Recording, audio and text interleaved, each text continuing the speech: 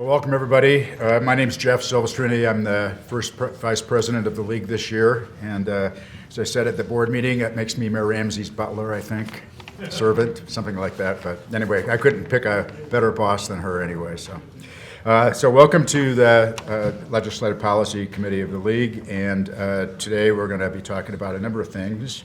The first thing is I'd like to introduce Justin Lee, who's going to give us an update on redistricting.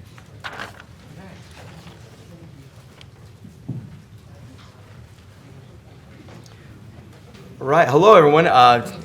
Just a quick update on redistricting. As I'm sure you're all aware, so much of the legislative energy in the state right now is being sucked up by the redistricting process, which isn't anything you have to worry about too much for yourselves.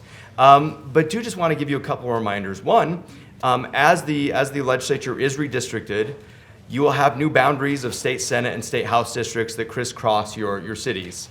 So as we've been encouraging you so much to reach out to your legislator or legislators, find out who they are, update them on what's going on in the city. I just want you to be aware, be cognizant of the new districts as we expect them to come out sometime in late November. What that also means is that if you have districts for your city council, I don't know if anyone has them for their town council, but if you have districts for your city council, you have 6 months from when the legislature completes their redistricting process to redraw your district boundaries to get equal population in your cities. So 6 months, as a reminder, we'll send out some more reminders via email, but just want to get you thinking about that right now. I know some of your county clerks are going to want you to get that done faster because that will help them draw their precincts, but statutorily you have 6 months from when the legislature finishes their process to get your local redistricting done. So just an update on that. And then, Mayor, I have the next subject, so if you want me to keep going, I certainly can. All right. Won't make you get back up. So first thing we want to talk about is integrating water and land use planning. And Mark, I'm giving you a couple minutes to finish whatever you're eating before I kick it over to you to help me here. But one of the things, I'm sure many of you have seen this slide, but the governor's put this out. This is straight off the governor's website. Governor has 4 priorities. If you heard him speak at the convention a few weeks ago, he brought these up. He's very serious about these. But one of the things that he has talked about is integrated land use and water planning. Land use and water planning are often things that are considered completely separately. We don't always talk about them as something that crosses over. And as we go into a paradigm shift, as we continue growing as a state, and as we continue not growing the amount of water we have in the state, we're going to have to figure out how to make sure whenever we're making land use decisions, how does that impact our water use? So as we've talked to the governor's office, they've said we would like the league to take some lead on this, to lead out and give us some suggestions and some ideas. You should also be very aware that there are a lot of other proposals out there. We've heard of 5, 6, 7, 8 different pieces of legislation that deal with water use in some way. So what we're going to talk about, what we're going to present is a way for us to get out ahead of this. It's not a perfect proposal. It will not fix everything, but we've run this through our policy working group. We've presented this at a few other places. And Mark Stratford is going to get all the credit because he's done most of the work. I'm just going to cue it up. But I also just need to apologize because I missed LPC a month ago, and I'd like to show you why. And I will tie this to land and water use planning. Give me 1 second. I went back to Washington, D.C. to run what's called a Savage Race. It's kind of like a Spartan race or a Tough Mudder. And I got one of the best pictures that's ever been taken of me in the history of pictures. And wanted to share that with you. Because that's how a lot of us feel when the legislature comes out with a lot of different ideas. And we stick our tongues out, we say this is gross, and it's mud, so that's land and water put together. That's my very vague tie-in. But, so we have a choice. We can look like me in this picture and say, look, we don't want any part of this, this is the worst thing ever. Or you can be more photogenic like my son and say, you know what, don't love this, but I am determined that we're going to do something and we're going to take the field on this one. So that's what this legislation is trying to do, this proposed legislation. It's trying to get out in front of this so that we're a little bit in control of our own destinies instead of just waiting to see what the legislature does. So with that, Mark, I'll have you come up and we'll talk about the specifics of this and what we're proposing. Thanks, Justin. And that looks like a race that I probably don't ever want to participate in. Anybody's invited the next time I do one. That's great. All right. So this idea has been really a long time coming, and the one of the challenges I think we've had in the past is that lots of cities have their own water departments, but not every city does, right? And so some cities are very intimately involved with water use decisions. Other cities just have to reach out to the district that they use or some other kind of thing that they participate with to say, okay, here's development. Do you have enough water for that? And so historically, we haven't always thought about these two things together. We haven't linked necessarily, what kind of land use goals do we have with what effect does that have on water? And so back in 2017, I don't know if you remember or if any of you participated in this, you might have. There was it started off with a group of 5 or 6 kind of water experts touring the state and talking in regional forums about water use and things that should happen with water. And then that culminated about a year later with this recommended state water strategy that was published by the governor's office and included some recommendations specifically dealing with what are the role of cities and counties in addressing conservation. And I've highlighted 2 of the issues that were in that report and 2 recommendations that came out of the report as well. And so the one that's listed as number 8 there is the need for effective water conservation planning, implementation, and evaluation. And then very similar to that, number 9, integration of water planning and land use planning. And so that's been 4 years ago that this report came out, and at that time some people who saw this said, well, we really need to jump on this and get it done, and so now that is just continuing to build the desire to see that there's some connectivity there. And so the recommendations, number 8 was to promote local, regional, and statewide water conservation planning, implementation, and evaluation. And number 9, integrating water planning and land use planning to achieve long-term water use efficiencies. So the state, actually, Division of Division of Water Resources, has adopted about a year ago some statewide regional water conservation goals. And it's a really long paper if you want to look at it, but talks about different regions and what they would hope would happen over the next 5, 10, 15 years in terms of per capita usage per day. And so that is also going to tie in a little bit to the idea of what can we do to help integrate water planning and land use planning. Because even if you don't have your own water system that you manage or operate, we all have land use authority, right? And I won't spend a lot of time talking about, Justin already referred to several ideas that are out there probably for the upcoming year, but if you look in past years, for example, back in 2019, Representative Harrison wanted to have some mandatory water conservation goals, and this was run before the regional water goals came out. Her idea was, hey, you've got to figure out how to get to 175 gallons per capita per day, and how much is it going to cost you to do that, and what's it going to take? Because she was hoping to kind of force a planning process to happen.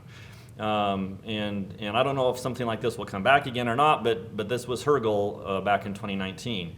And then in 2020, Senator Anderegg had a slightly different concern, which was that cities, from his perspective, weren't conserving water in their operations. And he actually uses the term here, a conservation plan. And I don't want to go too far in the weeds, but every water system has its own kind of water conservation goals. This is a separate plan. This is not that. This is you coming and looking at your operations and being required to adopt some kind of a plan to make sure you weren't watering your city park in the middle of the day.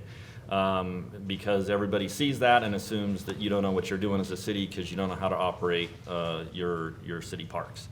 Anyway, so that was an idea that he had.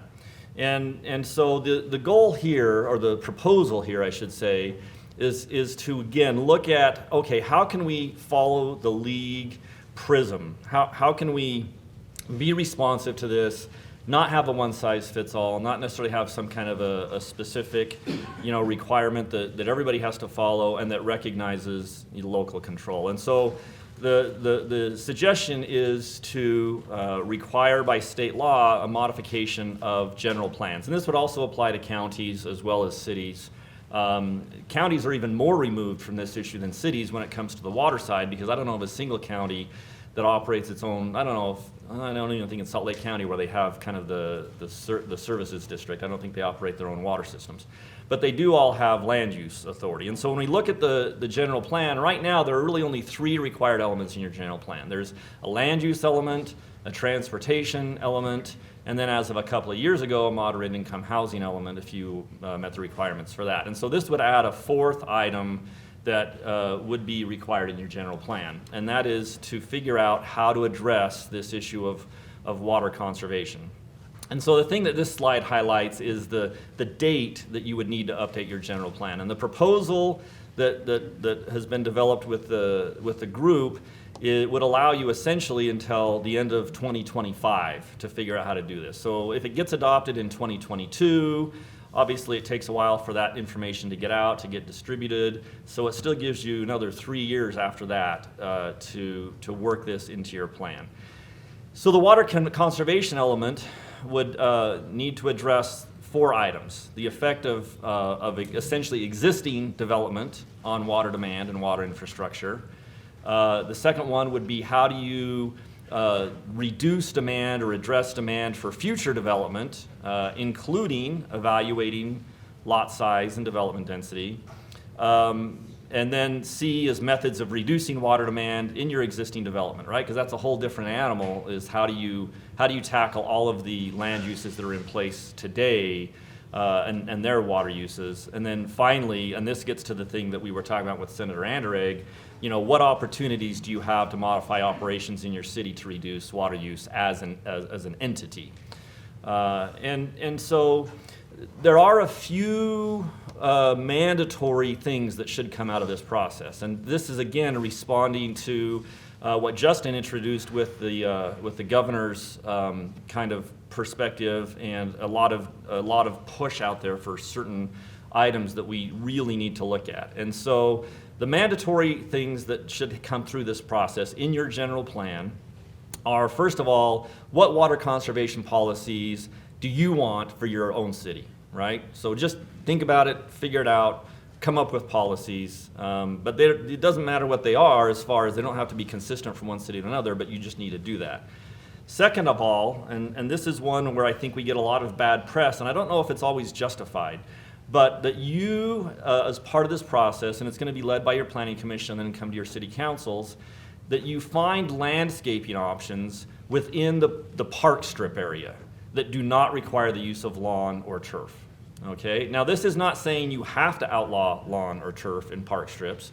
It just says you have to have, the planning commission has to work through a process to make recommendations about how you could get rid of that and replace it with different landscaping. This doesn't mean no landscaping. It just means landscaping that is not turf. And then finally, the other thing is, if you're not a town, if you're a city, that you have landscaping standards for new commercial, industrial, or institutional development, common interest community like a PRUD or a condominium, or multifamily housing projects. It doesn't mandate landscaping standards for single-family residential, but you might still want to do that. One thing I do want to mention before I forget about it is, as with all things general plan, most cities don't mandate that the general plan is automatically enforced. What it's going to require you usually to do is have your planning commission go through, do the evaluation, look at these issues, make the recommendation to the city council, and then even after you've adopted it as in your general plan, you're going to have to adopt specific ordinances to implement these things. And so it's really kind of a long-term thing, but hopefully by giving you this amount of time, there will be good incentives or opportunities to figure out what do we want our ordinances to look like to actually implement those general plan requirements. Okay, and so then this is, we'll just go kind of quickly, kind of what the Planning Commission, is going to look at. And so one of the things that they're supposed to consider, and again, the reason I've highlighted shall consider is it doesn't require you to adopt these specific items. It's just that you're required to look at this and think about it. So first of all, to consider these regional water goals that we talked about before. And then second of all, that they are to consider, if you're a retail water provider, your water conservation plan that I also mentioned earlier, because every water provider does have one of these. Now, if you're a city and you don't provide your own water, you probably would want to reach out to the person who does provide you with water and say, hey, can we see your water conservation plan? And hopefully they've all been sharing it with you anyway, but if they haven't been or you're not familiar with it, the Planning Commission should look at that and say, okay, this is what the water provider wants to accomplish with water conservation. How does that tie in with what we see as how our community is operating and how we can do those things? So those are things the Planning Commission should consider in putting together their recommendations. The other thing a Planning Commission should do is, again, shall review, doesn't require any specific outcome, your land use ordinances and say, look, do we have land use ordinances that when we look at how they're applied, encourage a lot of consumption of water? For example, if we have a PRUD and you give bonus density, do you give bonus density for something that uses a lot of water, like a golf course?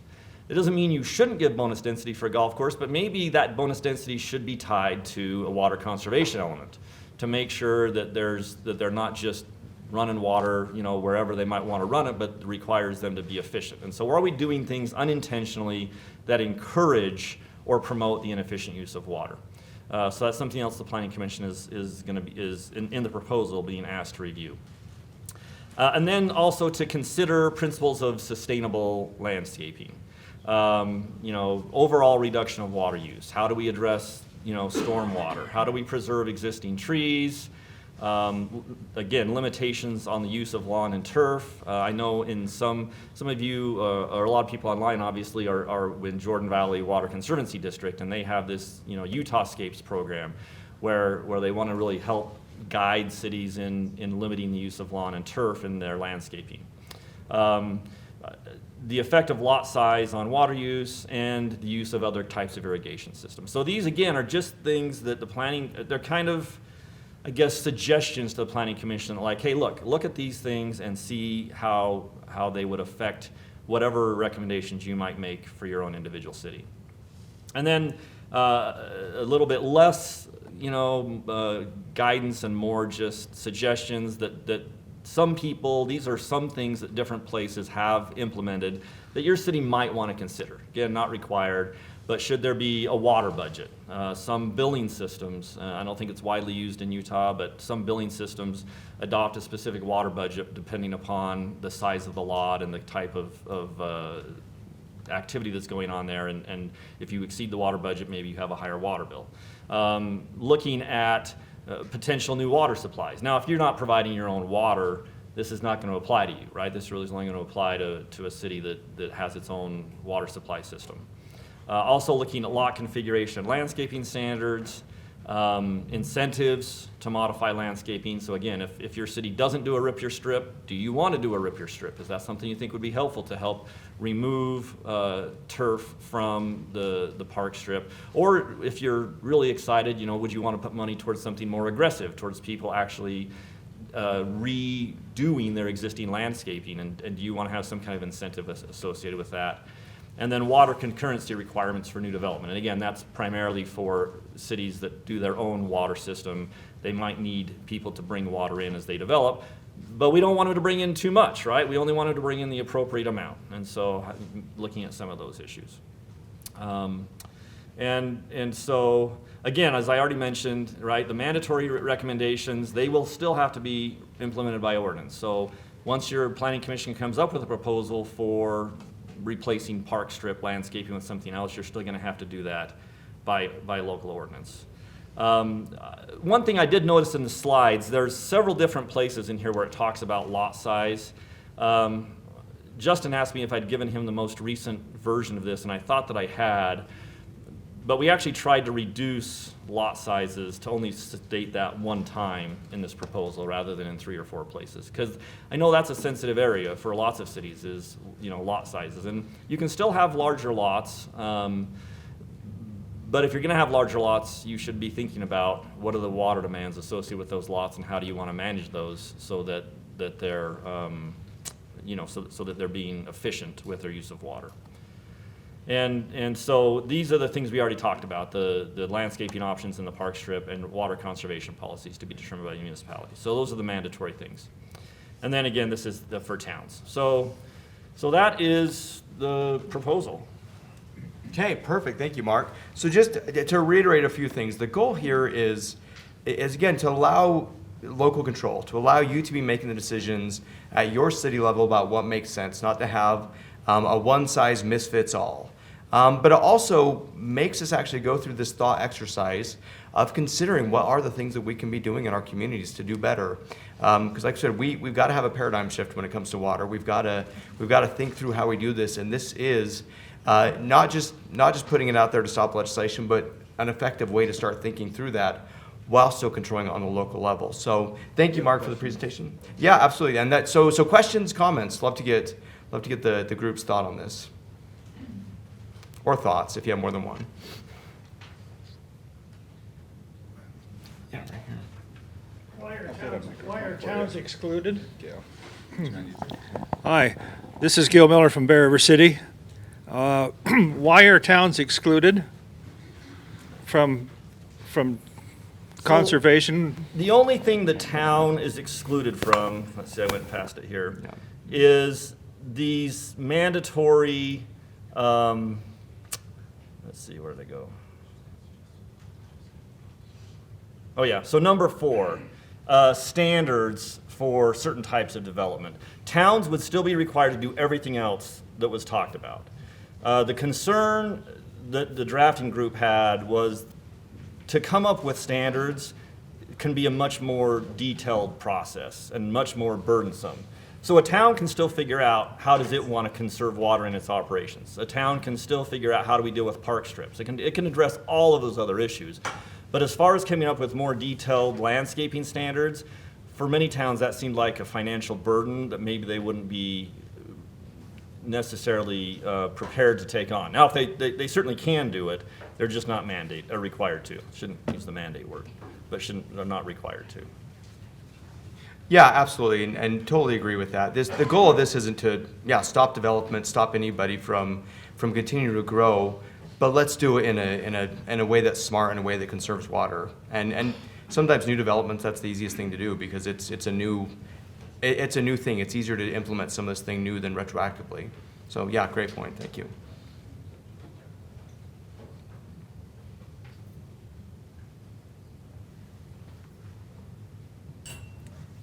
As with most things water, people need to be told to wake up now.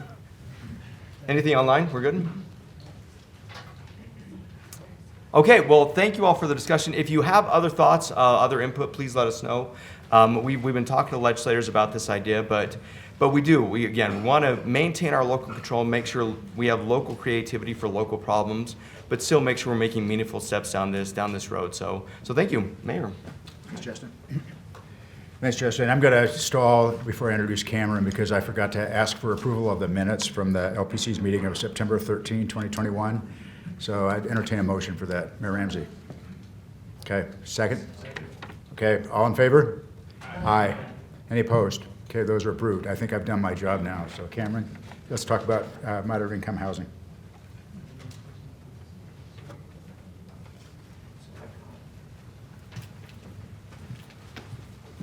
So if we escape out, I've got the docs up. Yeah, and I'll just let you. Okay, which one? So, So guys I just barely. did you update some stuff? Oh, for yeah. Or the other one? Yeah, I actually just put some more stuff you in put some it's stuff on the in. Google Doc, but this will work. This will be fine. Okay. Yeah, this will be cleaner. Is it actually? Is it? We can grab whatever. Yeah, if you can just maybe just I'll just take this off and I'll start Just- talking. And we'll get, 'cause Carson, he's let's got grab it first. already. Yep, he's already got it. Okay. Welcome, everybody. It's great to see you both in person and online. First things first, how about those utes? That was I'm actually pleasantly surprised my voice is back today. When I was trying to teach yesterday, there was not much of a voice yesterday morning, but by today, it's coming back. As Justin mentioned, the land use and water connection concept is us trying to control our destiny when it comes to land use and water. There were already a bunch of bill files open in the water space, and so we're trying to get in front of that. Same sort of analysis here on moderate income housing plans and SB 34. Can I?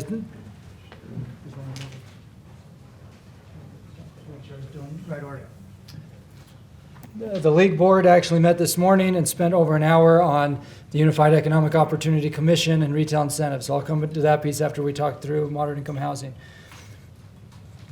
As most of you recall, 3 years ago, the League supported and actually proposed and had good dialogue within the LPC through the off-season SB 34, which required for the first time that cities select from a menu around moderate income housing choices. There were 23 items in that menu.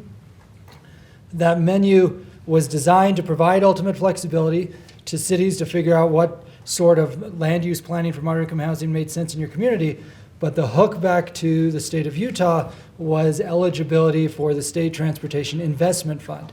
The Transportation Investment Fund is about $700 million of sales tax dollars that the state spends on capacity projects.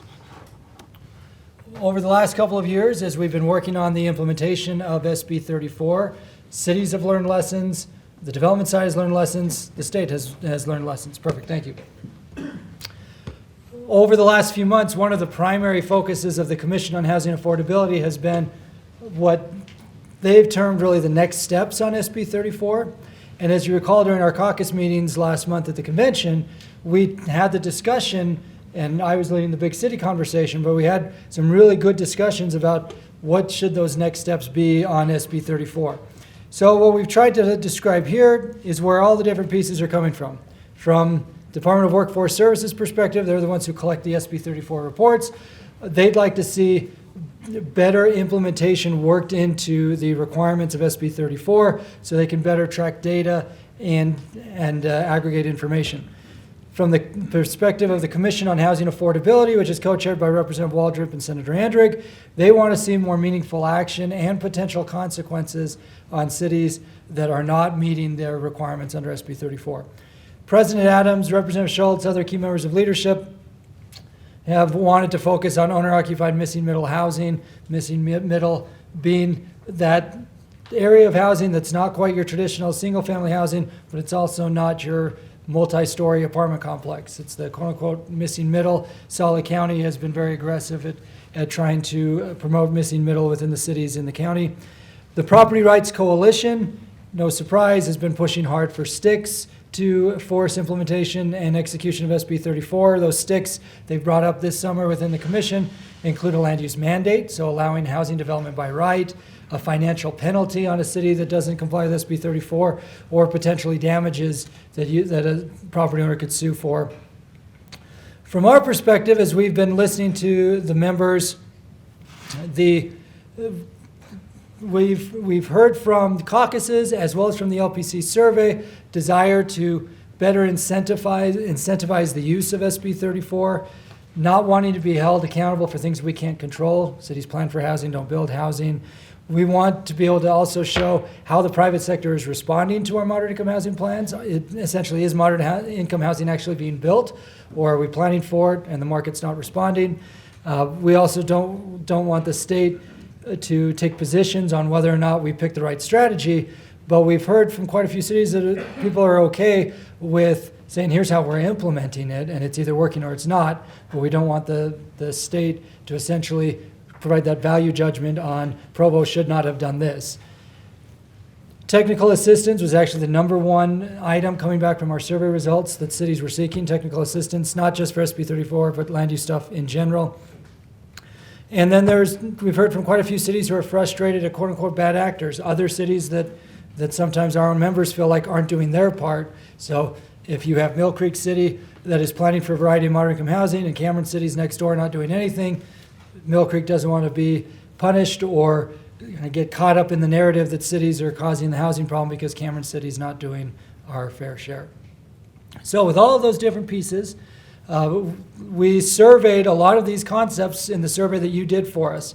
So here's just a quick sampling of those survey results. We've actually also broken these down by caucus. So we can see big city, rapid growth cities, mid-sized cities, rural Utah, and our resort communities. And actually it kind of fluctuates depending on the community. We actually presented that to the board this morning.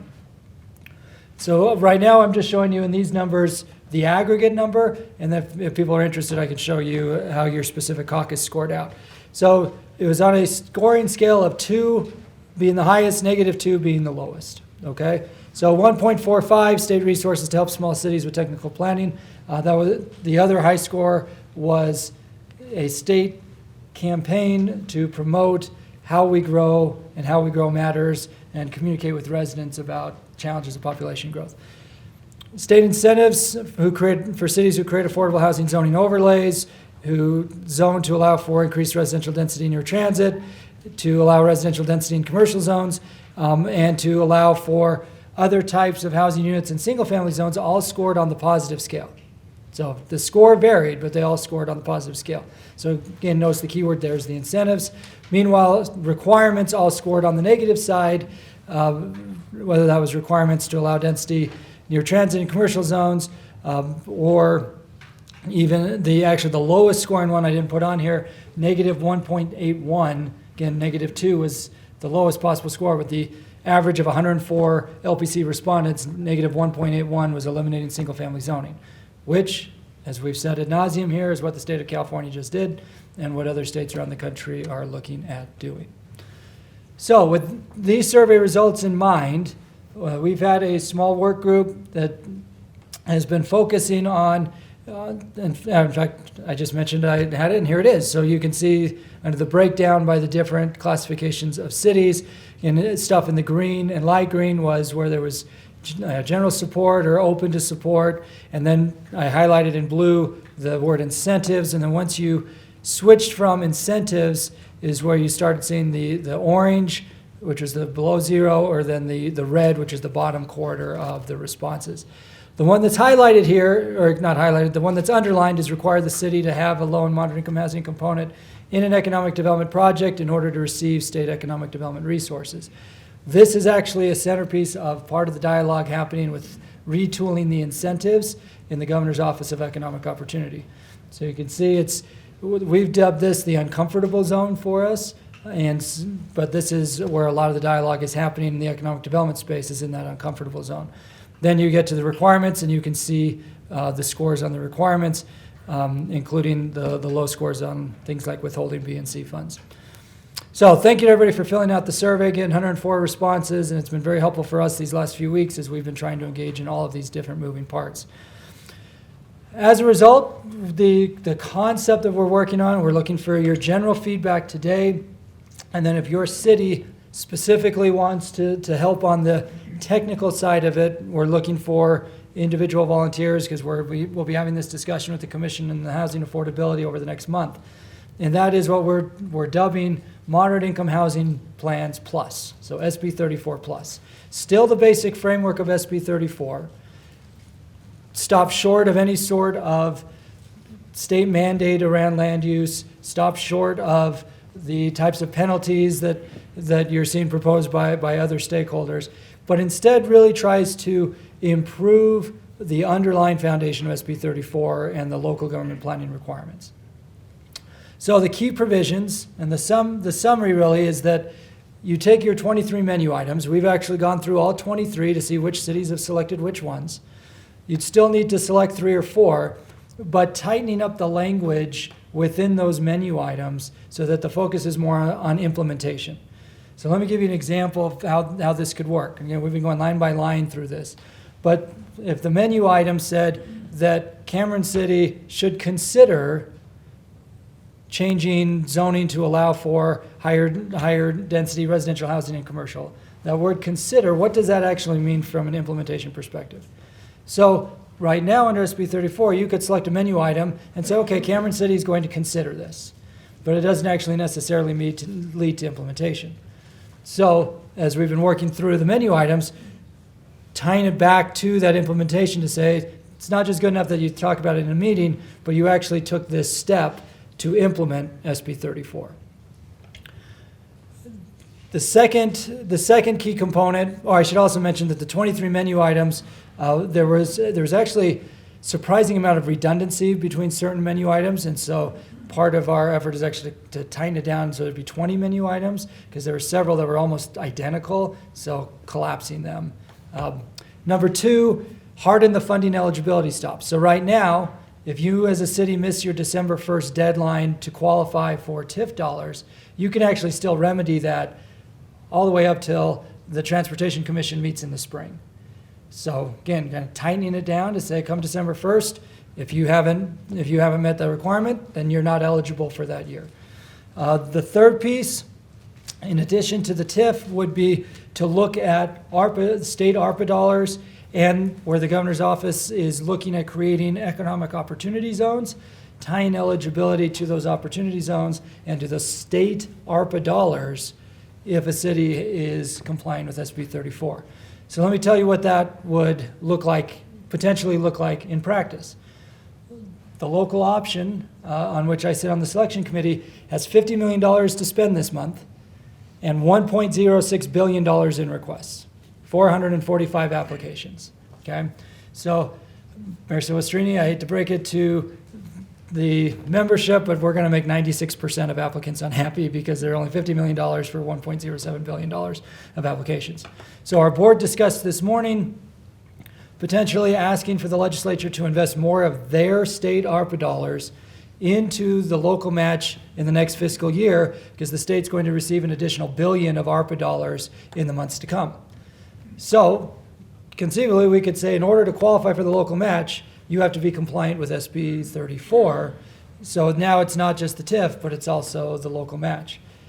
The second piece of this, and this came out of a lot of feedback from cities over these last few weeks, is we've had quite a few cities who said, hey, we picked more than 3 or 4. We should get some sort of credit for the fact that we're doing more. So part of this concept would also be to say that if you are Cameron City and you're doing, actually Cameron City is the bad example. So let's say if you're Justin City, this is nice being the new guy, right? If you, although you were the land and water mud guy, but whatever. If you're Justin City and you picked 8 items, you should get some sort of credit for the 8 items, whereas Cameron City may only pick 3 items. So you would get, say in the case of the local match, additional points in the matrix because you're doing your part in implementing SB 34. Then the last key component of here is the dedicated funding for technical assistance, because there are a lot of communities who have told us over these last few weeks that there are menu items they don't know how to implement and they need additional technical assistance. And so we've been working with DWS to try to figure out what that could look like. That's the SB 34 plus concept that we wanted to bring back to you for consideration. Again, the Commission on Housing Affordability is waiting for us to bring back a proposal to them in the next couple of weeks. Mark? Could you make that font bigger? Maybe. I'm old, I can't see. Thank you. Cameron City is very Should, young. yeah. Much better eyesight, I'm sure. Yeah. Is that better? Thank you. So, Mark, that's the perfect example of asking the question everybody else wanted to ask, because I've already heard multiple yeses from folks. Well, it's the fine print. We felt like we were getting a cell phone plan bill. I won't take that personally.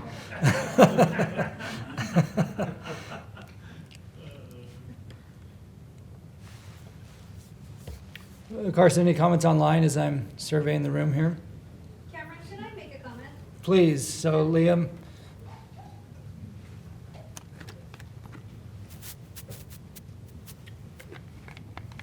Thanks. I don't know if this works. Okay, thank you.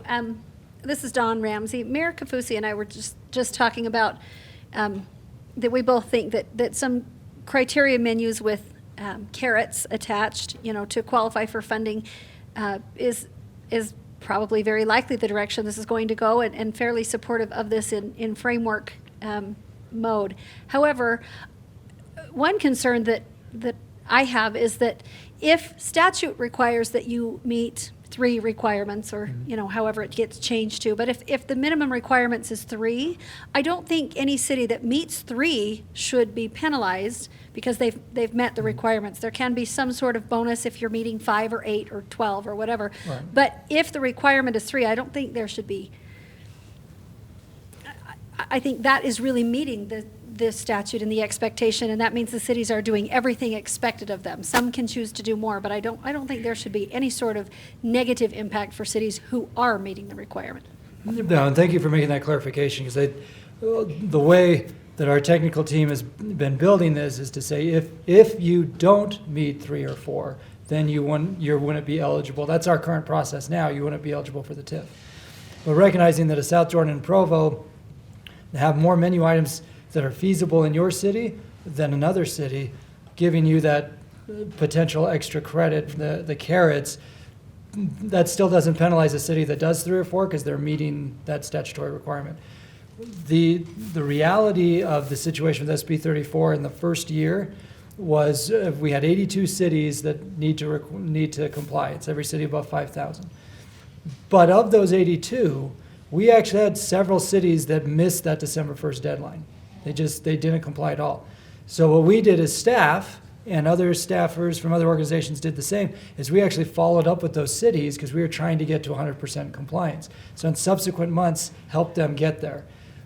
What we're basically proposing here is that December 1st is use it or comply or lose it for this year. We're not going to be following up with you on December 2nd and beyond to help you comply. But that's why part of this ask is also the technical assistance up front, so that you can help the Cameron cities figure out which menu items make sense for them, so that they're doing that up front rather than on December 2nd. Mayor Witt? Our city was one of the cities that did not comply, but it was in Friday facts, that we should do this. I think it should be a little bit more official than, oh, by the way, in Friday Facts, you should be doing this, And I believe it was the first time that we were filling out. So it got missed by a lot of people because we didn't get like a specific email saying, hey, by the way, or maybe we should have just known that, but that would have helped. Yeah, and I think that's a fair point too, and I think it gets to the technical assistance piece up front, making sure we've got the resources to do the planning up front rather than trying to catch up at the end. So other thoughts in person or online about the SB 34 plus concept?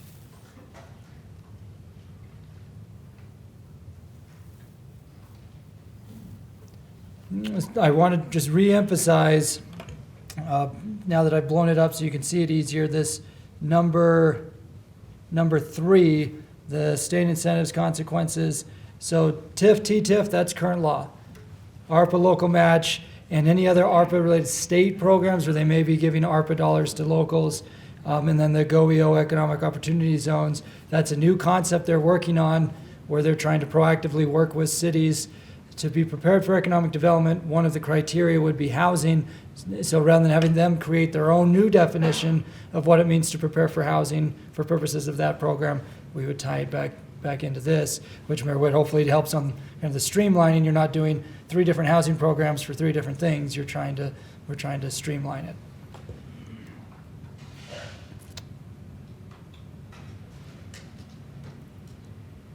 Okay, in terms of next steps, for us, we are working with our tech team to finalize the technical nature of this concept. We wanted to bring it back to the LPC for essentially the smell test, and we'll work on the technical pieces here so that we have something to present to the Commission on Housing Affordability later this month. That technical team has several folks from cities around the state. If any of your cities are interested in participating in fleshing out the technical aspects of this, please grab a league staffer today so we can make sure that you're involved in that dialogue. We'll be presenting this concept before we next meet at LPC. So this was, we'll bring it back once it's in bill form for an official position, but I'm Mayor Silvestrini, I'm taking the comments or the relative scarcity of comments as a statement that people are comfortable with this approach. Okay, and I'm actually seeing some head nods, so I'm taking the head nods too. Great.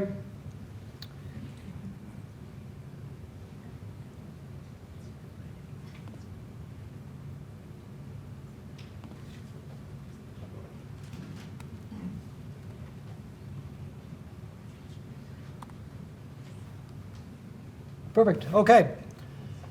I mentioned when I started talking that the league board met this morning and spent over an hour working through the discussions over the potential changes to retail incentives that the Unified Economic Opportunity Commission is considering. Mayor Ramsey has both the enviable and unenviable spot of being the league rep, the official league rep on the UEOC. Lehigh's Economic Development Director, Marlon Eldred, and I are both on the subgroup that's been working on this issue along with Mayor Ramsey. We sent this out, where we sent out the info as part of Friday Facts, actually, on Friday, where, no, you're fine, Mayor. To give you a sense of the two different proposals that are out there. Proposal number one is coming from the Unified Economic Opportunity Commission itself. They endorsed it in concept a week and a half ago. That general concept is no retail incentives except for certain circumstances, and then those circumstances range from low-income areas, mixed-use developments that meet a certain housing threshold, certain placemaking concepts and the like. The league board at the end of September endorsed an approach that basically said no direct support for big box retailers or equivalent. So direct support being we're going to basically cut you a check to incentivize you to locate in our city or to leave the neighboring city to come locate in our city. So no direct support, but that we could still do indirect support such as partnerships on infrastructure, mixed use development, placemaking, et cetera, with both big box or equivalent and other types of retail. Mayor Ramsey and I presented that the week after the league convention. The response back was mixed. I think that's probably the diplomatic term. The undiplomatic term would be that there was still a lot of pushback within the UEOC about the league proposal, feeling like it wasn't transformative enough, and that they wanted policy that would result in a major policy shift around how governments incentivize businesses, particularly retail. Now, the question that the board asked repeatedly this morning was just why? Well, why ask why, right? Well, that's the billion-dollar question here. I'll take a moment and just quickly explain that, and then I'll walk through where we're still at on the issues between our approach and the UEOC's approach. The UEOC consists of the governor, Senate President, the House Speaker, members of the cabinet, the league, the Association of Counties, and a few other stakeholders. The first thing that they did was actually retool the economic development tax increment financing tool that the Governor's Office of Economic Opportunity uses to incentivize businesses to come to Utah. So they scaled that back considerably. So we've heard repeatedly from them, the state is swallowing major changes on incentives, locals should too. From the governor's perspective, philosophically, he feels like there should not be incentives, or if there are incentives, they should be limited in nature for economic development. Utah is a red-hot economy, so we should be very targeted with how we are incentivizing public dollars, whether that's state dollars, county dollars, school district dollars, or city dollars. From the House's perspective, the House of Representatives' perspective, their leadership team also is opposed to incentives, is supportive of scaling back the state incentives. And they initially, when we first met as a UEOC, targeted changing the 50-50 local option sales tax formula as the necessary step to incentivizing more housing planning and production in the state. Mayor Ramsey and I have pushed back on that. At this point, I've lost track of the number of times we pushed back on it. I did a presentation to the UEOC at the end of August, disputing that notion and articulating why the 50-50 was critical for local governments and was a good balance. As the conversation has morphed through the summer, then the pivot has come to, okay, well, maybe we they still haven't taken 50-50 off the table, but maybe instead of focusing on 50-50, we instead focus on the incentives that cities provide for retail, because cities are, in the perspectives of the leadership of the House of Representatives, cities are over planning for retail and under planning for housing and other uses. From the Senate's perspective, they've been pretty quiet. There have not been very many public statements from senators on the commission about what they want to see the UEOC accomplish. From our perspective, we've been trying to preserve the 50-50, prevent a one-size-fits-all approach, recognize cities need different tools depending on the life cycle of your city, but also try to get away from the narrative of city versus city competing for the big box or equivalent. So that's why that was a centerpiece of the approach the league board adopted last month. So here are the areas then that are still in dispute. One is simply that definition of retail. Our approach was to distinguish between big box or equivalent and the other types of retail.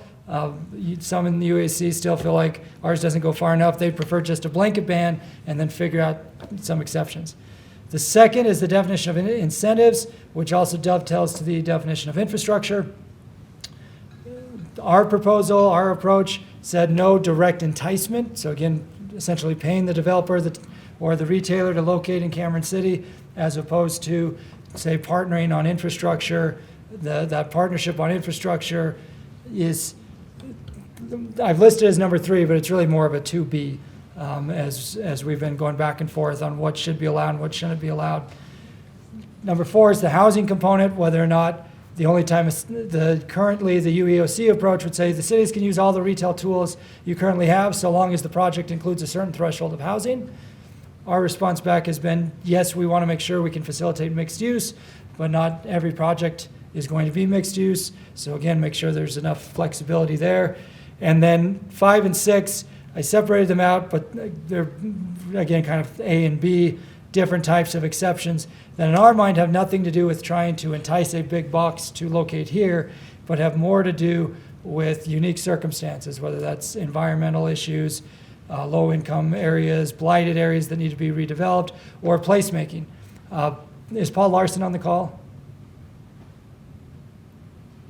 Even if he's not, at this point, I feel like I owe Paul lunch, because I have been using all summer the example that Brigham City has of a facade program on Main Street. They've spent about $1 million to help local businesses on Main Street repair windows and the facades so that you've got this great sense of place on Main Street in downtown Brigham City. That would be a type of retail incentive that the original UEOC proposal would have prohibited, and clearly that has nothing to do with enticing a big box for purposes of generating tax revenue. It's all about placemaking. And so one of our asks, again, of this group is that as you have those types of examples, we want to hear them so that as we are negotiating, we can take this from the ideological level and into the practical level to talk about different things that cities are doing with these tools.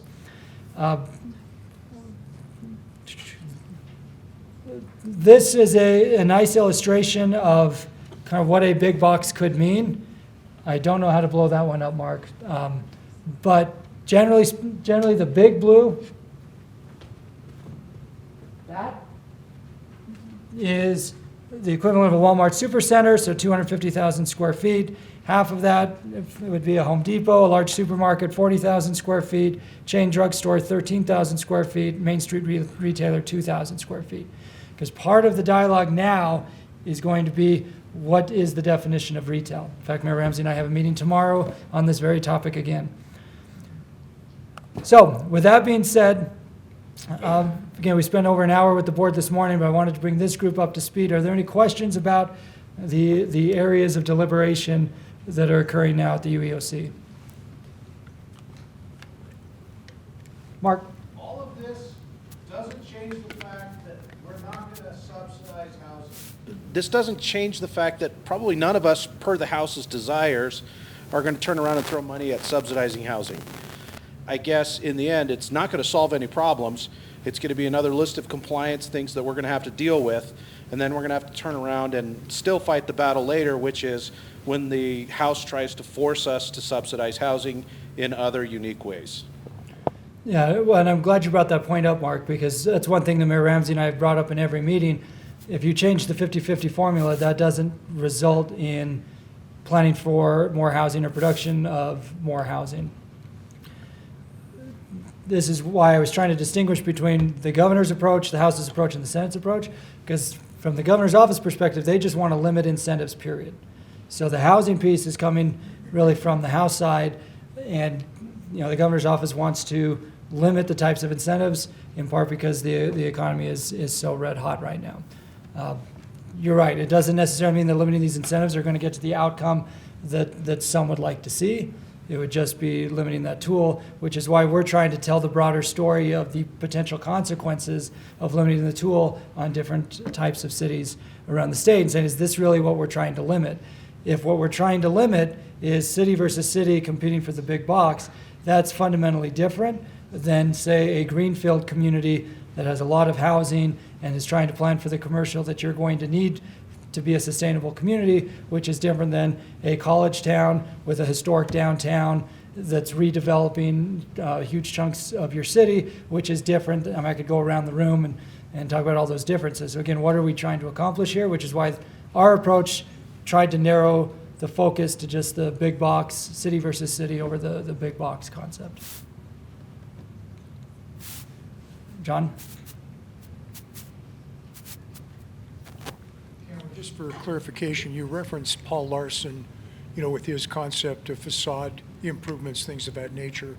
We have in Taylorsville a cluster of small businesses, most of which are underserved, minority population owned. Example, we have a pharmacy. You can imagine competing with all of the big folks, if you will. It's a Vietnamese pharmacist, does an incredible job. And we are looking at facade type improvements in that kind of a mix. Am I correct that would still, we as a group would feel that does qualify or should be considered relative to opportunities? Are you referencing, is it Carriage Square? Is that what It's Carriage it's Square, called? yes, Yeah, Carriage Square. Yes, so we've used Carriage Square as an example as well. In fact, if you have pictures, I meant to actually go out there when I was visiting my dad last week, and I just ran out of time to get there. So if you have pictures, because that helps illustrate to members of the UEOC that this is one of the tools that cities use, not just for placemaking, but for community development. And I had an interesting conversation with a member of the UEOC last week where I was listing what I've referred to as unintended consequences, Carriage Square being one of them. You're going to make it harder for the city to invest in Carriage Square to help these small businesses survive and also have this sense of place in what is really a unique development. And the response back was, I don't look at that as an unintended consequence, that's just a consequence. And basically, then the follow-up comment was, when my business was relocated, the city didn't help me, so why should these types of programs exist? So it's really kind of a libertarian perspective to the role of government and economic development and incentives. And there have been efforts at the legislature in recent years to eliminate all incentives, period, but they always kind of get close to the finish line and then realize that we're competing with other states, and you can't have everybody put down their swords within the entire country. Well, in a way, that's kind of the big box concept, is they want all the cities to put down their swords around the certain big box and the traditional developments. But again, we don't want to see unintended consequences on a Carriage Square. So pictures would be very, very helpful for that one. Question online. We have a question online from Lynn Pace. Are these proposed restrictions on retail incentives going to be applied to just cities and towns or to counties in the state as well? Specifically, will these same restrictions also be applied to MIDA, Yes. the Inland Port, and Point of the Mountain? Yep. No, I knew where Lynn was going on that. And right now, the concept would apply to any public dollars, regardless of level of government.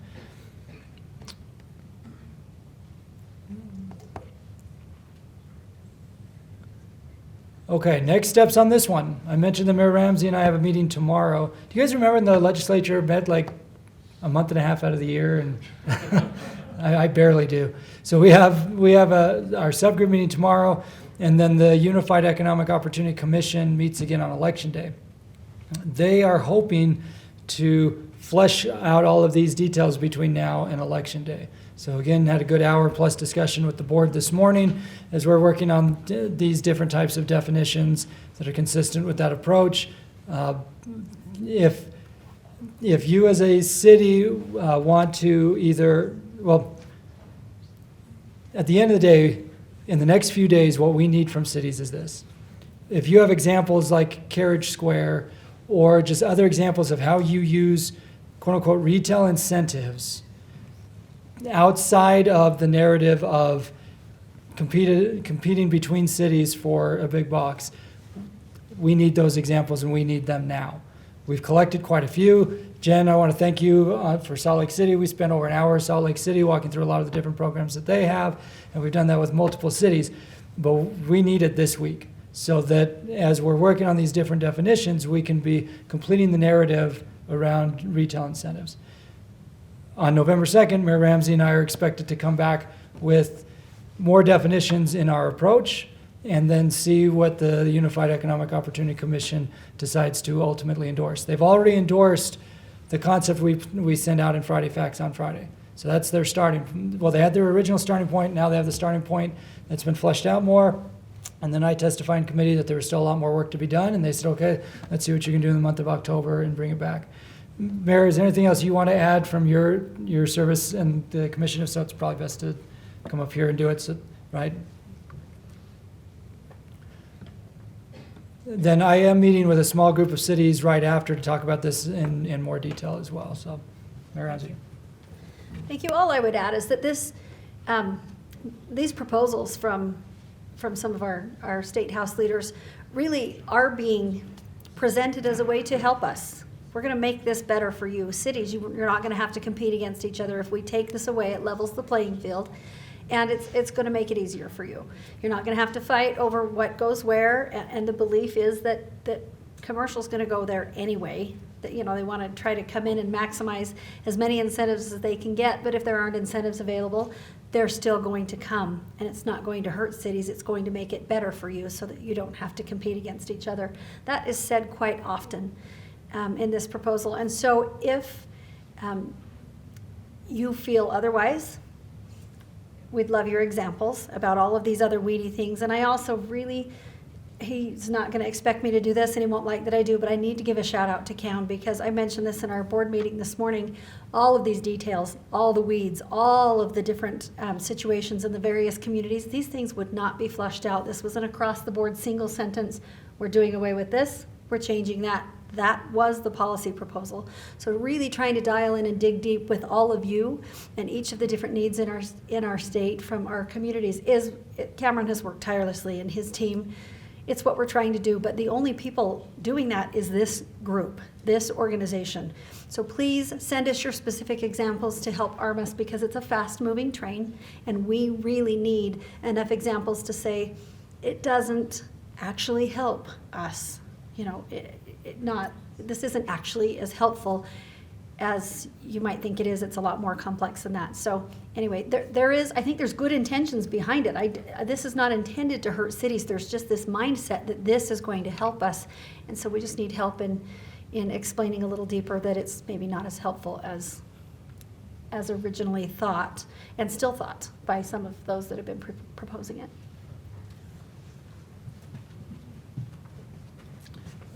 Thank you, Mayor. So final takeaway, if you have examples, grab staff now or after the meeting, email them to us. Pictures are great. So John, I look forward to getting pictures from you. You're on notice. You heard that, Mayor, right? He's on notice. The last thing I'll emphasize is we have a seat at the table. The UEOC has a seat for the league. Mayor Ramsey has been awesome, so I appreciate your kind words, but I wasn't the one who stood up to the governor and the speaker at the UEOC meeting a few weeks ago. You did in that public meeting. And there are a lot of stakeholders that really aren't at the table at the UEOC because of just the nature of it. So we're there. Mayor Ramsey's doing a great job advocating for you, and you know, let the fun continue. So, oh, it was in my board presentation. That's all right, I'll just, didn't know there's one more slide, I think. no, there was one, I had one on the homelessness, but it was just in my board. I didn't move it over. That's okay, I'll just do it from memory here. Okay, last item on the agenda, Mayor Silvestrini, is an update on subgroups, right? Okay, I'll quickly hit homelessness, and then John, I'll turn it over to you for all the public safety related stuff. So I'll solve homelessness in the next 3 minutes. Does that work?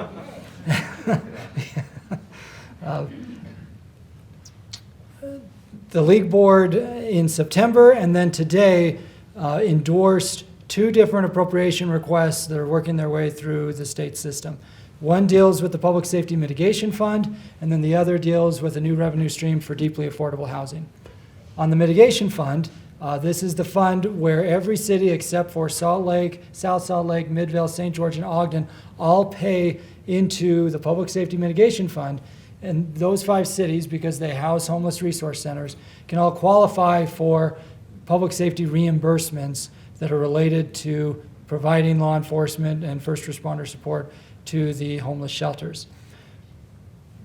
The year before the pandemic, there was $5.3 million in city dollars that was in that fund. Our new policy director, Molly Wheeler, hey Molly, Molly, one of her first tasks has been to actually go through and calculate the impact on every city that goes into that mitigation fund.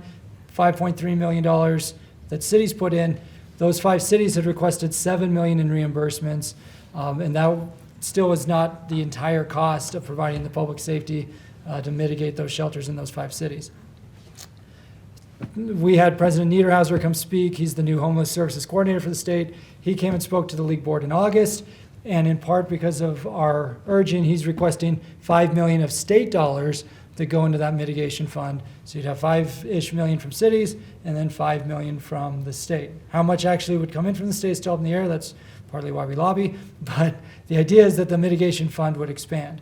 The second piece that we've been discussing is what we've termed internally as the participation match. We've had a small subgroup that's been working on this concept. But again, let's use Justin City's the good example, so let's use Justin's. Actually, no, I'm going to use Mill Creek because Mill Creek's right in front of me and it's a real world tangible example. So last year, Mill Creek City hosted an overflow temporary homeless resource center. It was only open for a few months, but they hosted that within Mill Creek City. Under the participation match concept, the idea is that Mill Creek City for that year could see a reduction in the amount of money that they contribute to the mitigation fund because they're hosting the resource center or the overflow center, which in turn should decrease the impact on Midvale, South Salt Lake, Ogden, and St. George. So that's just one example, but we're working on different concepts of meaningful things that cities could do that could qualify as the participation match. So those are the 3 moving pieces in homelessness. The mitigation fund dollar amount, whether or not there should be some sort of participation match. And then the third piece is the appropriation request from President Niederhauser for $200 million to help support the development of deeply affordable housing, the type of housing units that the market just doesn't produce on its own without some sort of tax credit or incentive. He estimates that $200 million could generate 5,000 plus units around the state. So the league board took a position of support on that concept, position of support on state dollars into the mitigation fund, and then we're still working on the participation match concept because the one key component is making sure that the mitigation fund still has sufficient money for St. George, Ogden, Salt Lake, South Salt Lake, and Midvale, and right now the status quo is insufficient. So trying to balance all these pieces is tricky. We're not there yet. Any questions on the status of the homeless subgroup and the work therein?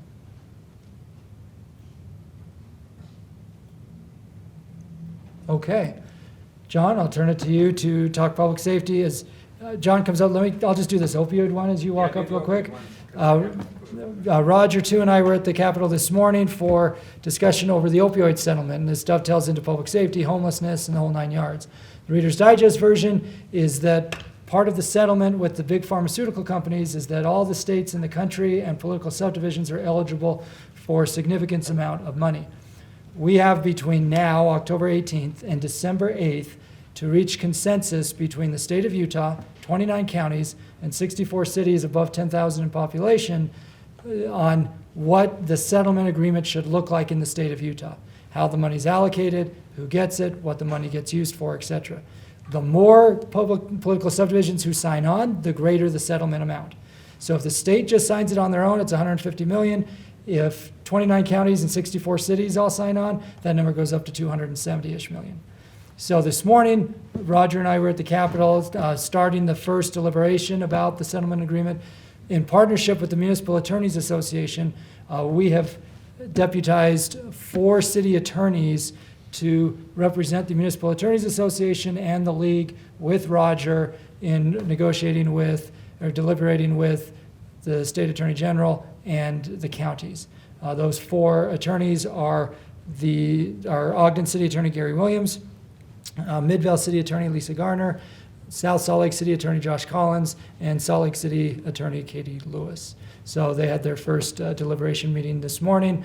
We have 4, UAC has 4, the Attorney General has a few, and I left early for the League board meeting, so I still don't have a report yet. I know Roger's on the LPC call and was there, but stay tuned. A lot of moving pieces, and if we can get to yes on a potential agreement, it'll be coming to all of your cities in November to try to meet that December 8th deadline. Okay, John, take it away. Thank you everybody for being here. We'll be around after to keep the discussion going. Take it away. Am I like the closing act here? The policy stuff. Okay. Hey, it's good to be here. I'll just kind of start out by telling you where I think Love, Listen, Lead Task Force is right now. As you're aware, it has a kind of a twofold purpose. Number one is to help build trust in our police departments. Number two is really to support our police departments. And as you're aware, and thank you for your votes, the resolution that was created by the Love, Listen, Lead Task Force passed at our last at our annual conference, and now we're pretty excited about that. We also understand the work that means that we need to do. That the Love, Listen, Lead Task Force is kind of at a hinge point right now in what do we do now, because one of the things the resolution did is laid out a whole bunch of areas that we could explore and a whole bunch of ways that we could go, and so we'll continue to work there, and we'll continue to help build trust in our police departments. A lot of the issues I'm going through is going to be kind of a combination of Love, Listen, Lead, and our LELC, our Law Enforcement Legislative Committee that met this morning.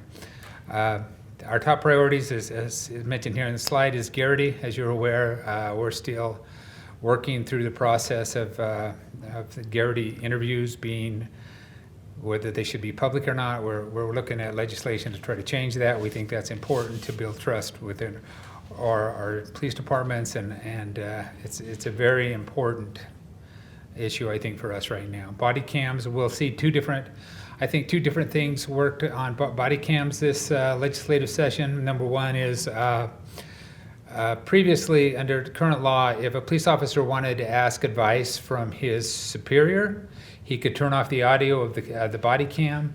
There's legislation that's being written that does not allow that requires him to keep that audio on.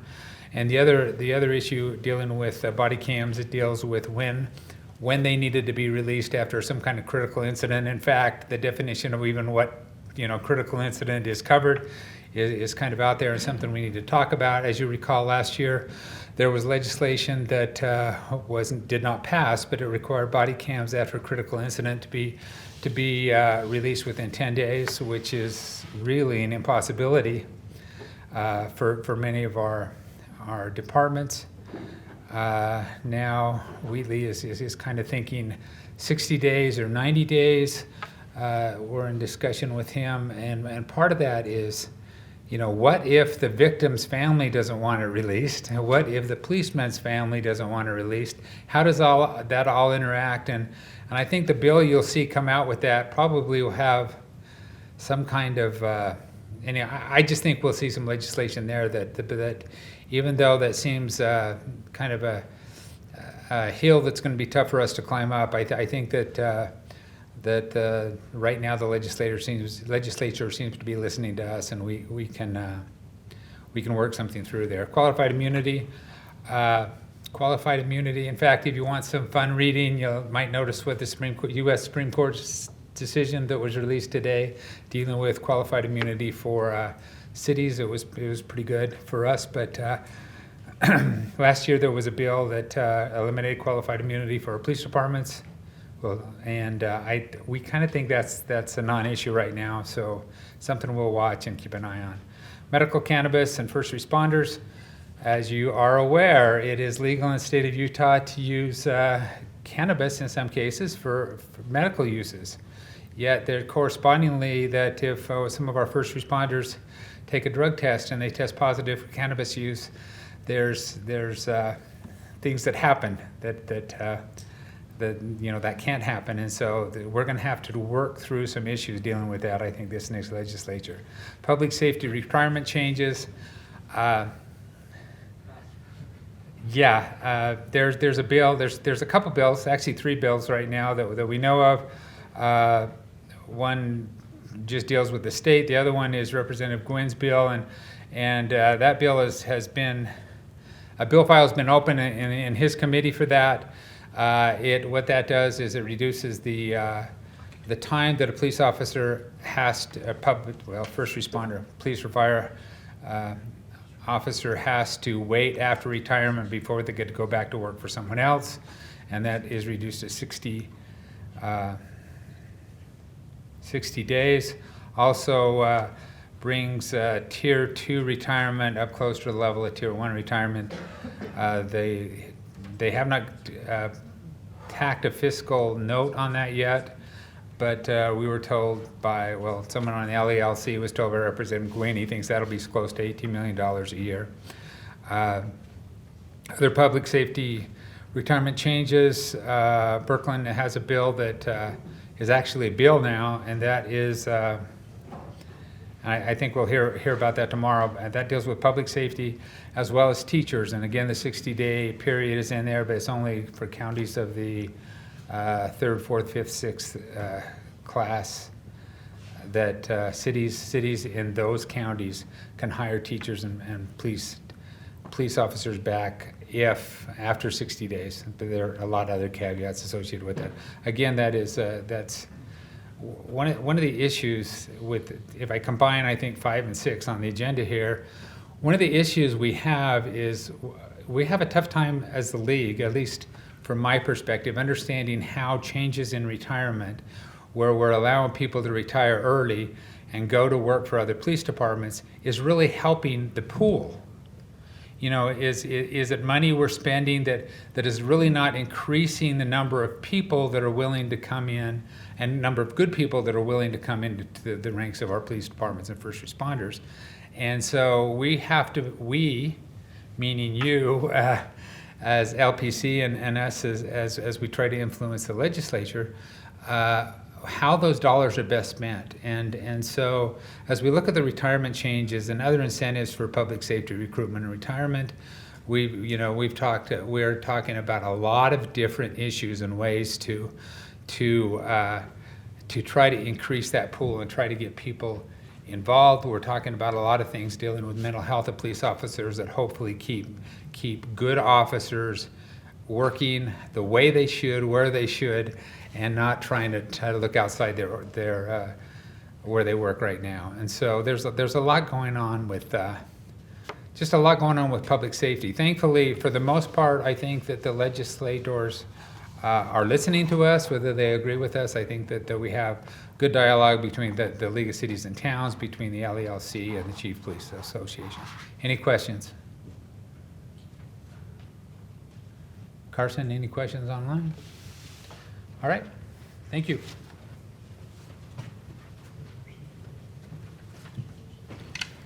Thanks, John, and thanks, Cameron. Just a couple of announcements. First of all, the things that Cameron was talking about and Ramsey, we're going to see those again at LPC when we get closer to some legislation and things like that. There'll be actually an ability to vote on some of the stuff and take a position. So these are just the issues that we're aware of right now that are going to be circulating through the upcoming session and trying to get ahead of them. So don't, we'll have an opportunity to vote on those things. I want to make just a couple of announcements.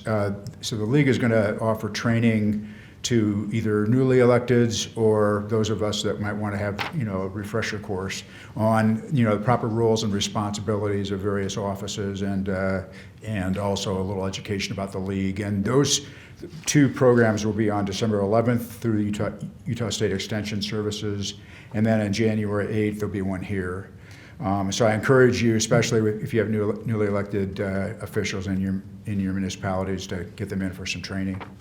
And then we have LPC on November 15th and also on December 13th for this year. So, and like I said, we'll be able to hopefully have a little more flesh on the bones with respect to some of these things, or at least give some direction to staff on that. And also there may be some things that we need to do to lay some groundwork for the session. So, Cameron, anything else? Any questions, any concerns, anything? If not, everybody's favorite motion is on the table. Did you mention Local Officials Day? Oh, yeah, Local Officials Day, we're going to plan to do that again. I'm not sure how that's going to look exactly because the auditorium may not be available, but we'll figure something out and keep you posted. But that would be January 19th of 2022. Okay. Motion adjourned. Second. All in favor? We're adjourned. Thank you.